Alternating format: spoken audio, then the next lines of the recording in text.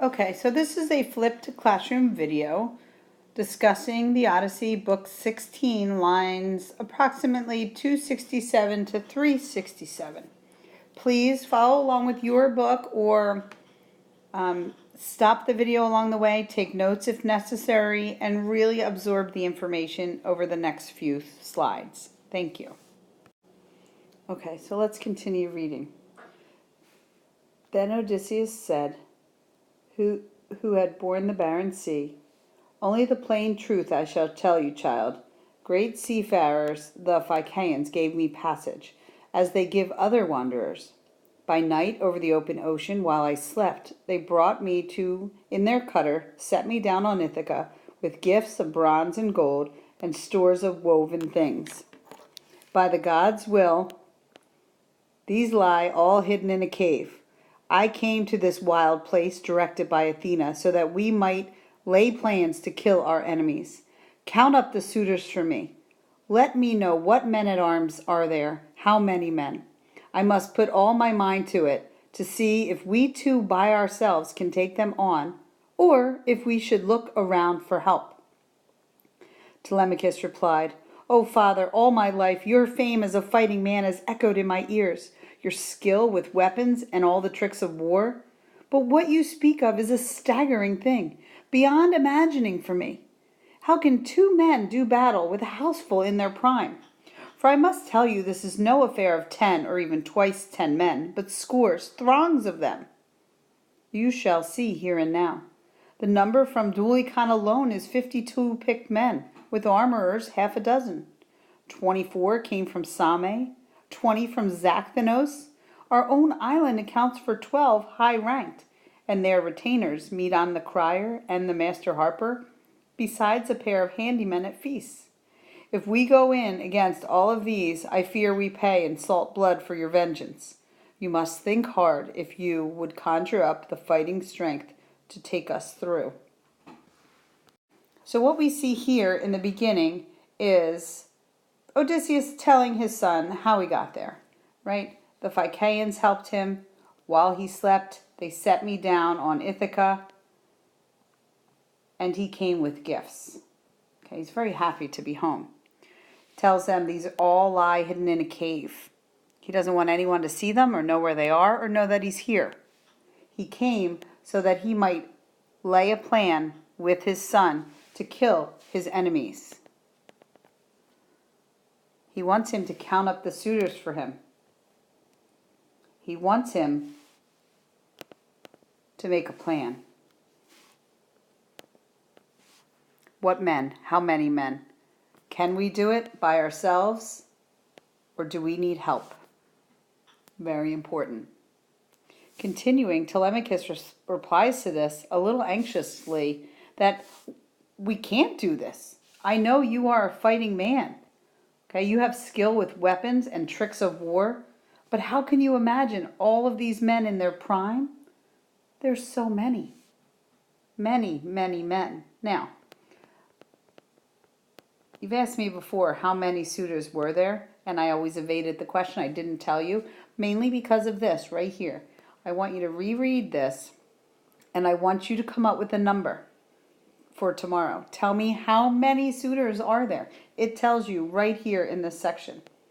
Okay, so find me how many suitors. Continuing on, Odysseus, who had endured the long war at sea, answered, "I'll tell you now. Suppose Athena's arm is over us, and Zeus her father's? Must I rack my brain for more?" Clear-headed Telemachus looked hard and said, "Those are two great defenders, no one doubts it. But throned in the serene clouds overhead, other affairs of men's and gods they have to rule over."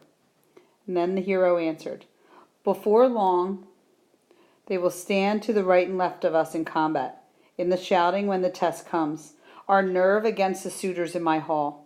Here is your part. At break of day tomorrow, home with you. Go mingle with our princes. The swineherd later on will take me down the portside trail, a beggar by my looks, hangdog and old. If they make fun of me in my own courtyard, let your ribs cage up your springing heart, no matter what I suffer, no matter if they pull me by the heels or practice shots at me to drive me out. Look on. Hold down your anger. You may even plead with them by heaven in gentle terms to quit their horseplay. Not that they will heed you, rash as they are, facing their day of wrath. Now fix the next step in your mind. Okay, so what we see here is Odysseus is telling his son that we have Athena and Zeus on our side.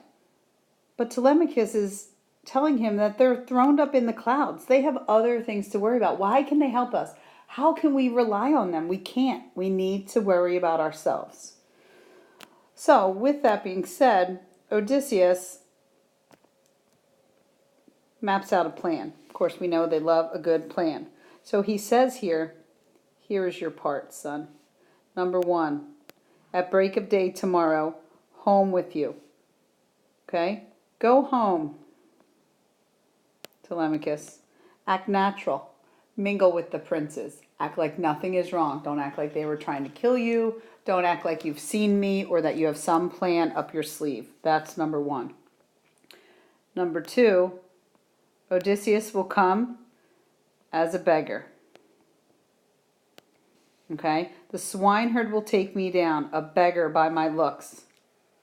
Do not let on that you know it's me. Hold down your anger if they try and beat me or play tricks on me or try and pull me out because they don't want me there. You need to act cool about it. You need to hold back. Athena, counseling me, will give me word, and I shall signal to you, nodding. At that point, round up all armor, lances, gear of war left in our hall, and stow the lot away, back in the vaulted storeroom. When the suitors miss those arms and question you, be soft in what you answer. I thought I'd move them out of the smoke. They seemed no longer bright arms that Odysseus left us years ago when he went off to Troy.